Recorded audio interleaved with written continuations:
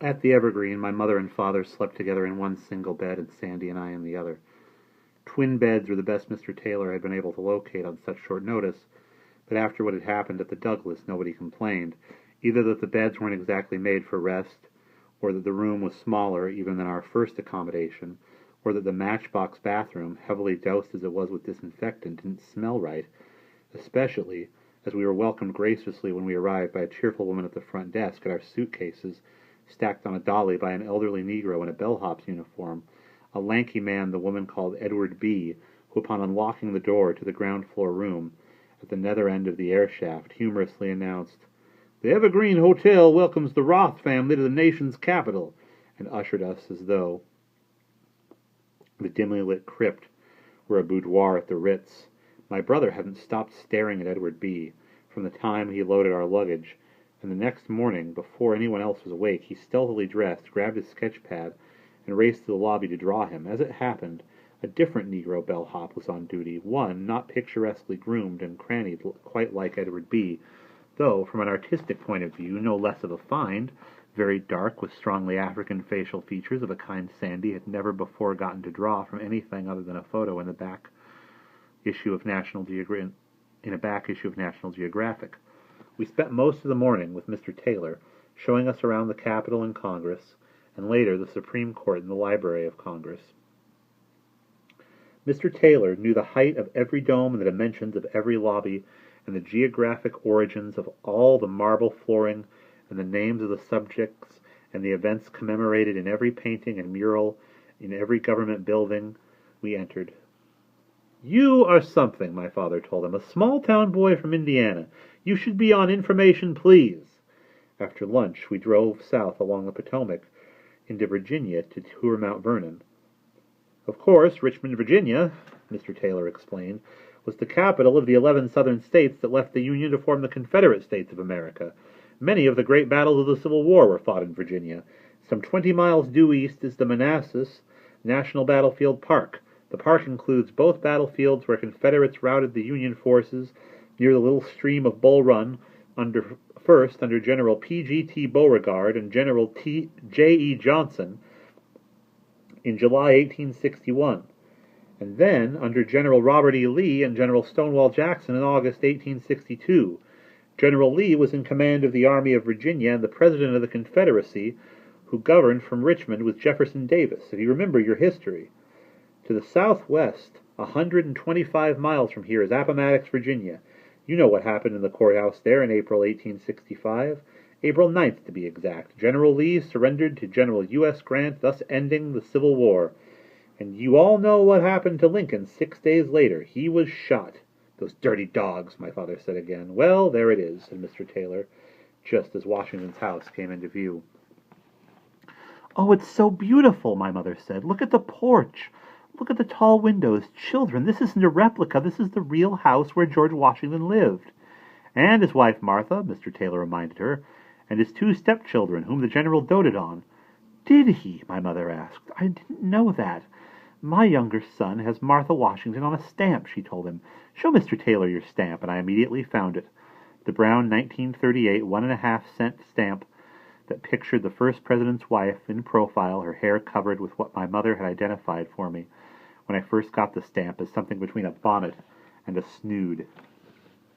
"Yep, that's her all right," said Mr. Taylor. And she is also, as I'm sure you know, on a 4-cent 1923 and on an 8-cent 1902. And that 1902 stamp, Mrs. Roth, that is the first stamp ever to show an American woman.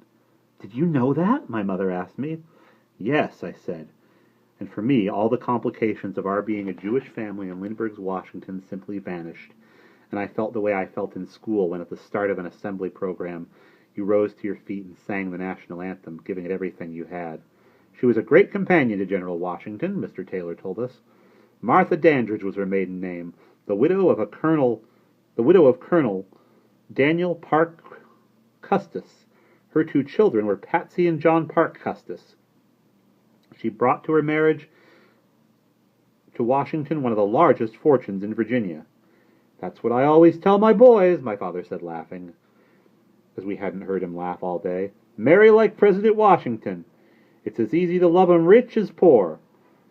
The visit to Mount Vernon was the happiest time we had on that trip, perhaps because of the beauty of the grounds and the gardens and the trees, and of the house, commandingly situated on a bluff overlooking the Potomac. Perhaps because of the unusualness to us of the furnishings, the decoration, and the wallpaper about which Mr. Taylor knew a million things, perhaps because we got to see from only a few feet away the four-poster bed in which Washington slept, the desk where he wrote, the swords that he wore, and the books that he owned and read, or perhaps just because we were 15 miles from Washington, D.C., and from Lindbergh's spirit hovering over everything. Mount Vernon was open until 4:30, so we had plenty of time to see all the rooms and the outbuildings, and to wander the grounds, and then visit the souvenir shop where I succumbed to the temptation of a letter opener that was a 4-inch pewter replica of a Revolutionary musket and bayonet.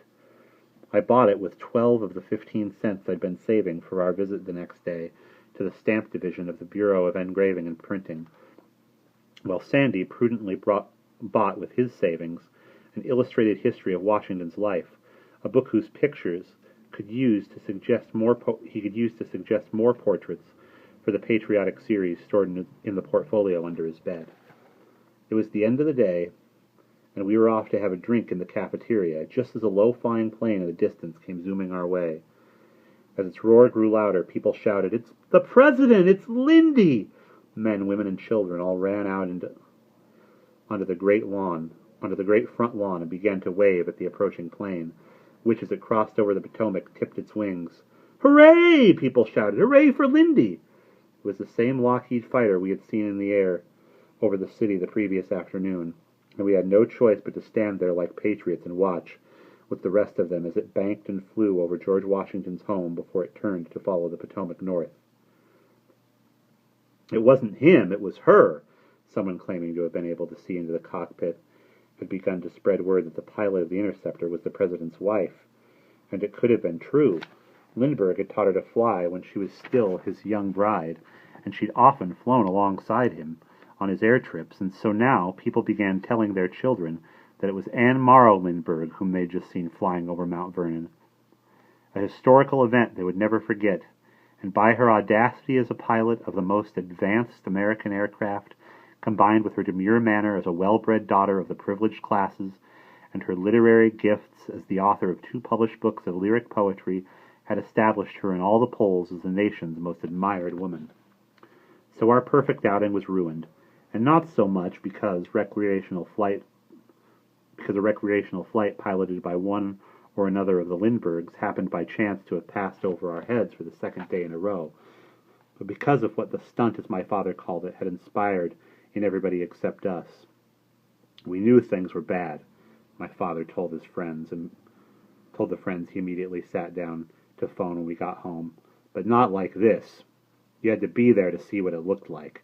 They live in a dream, and we live in a nightmare. Excuse me. It was the most eloquent line I'd ever heard him speak, and arguably distinguished by more precision than any ever written by Lindbergh's wife.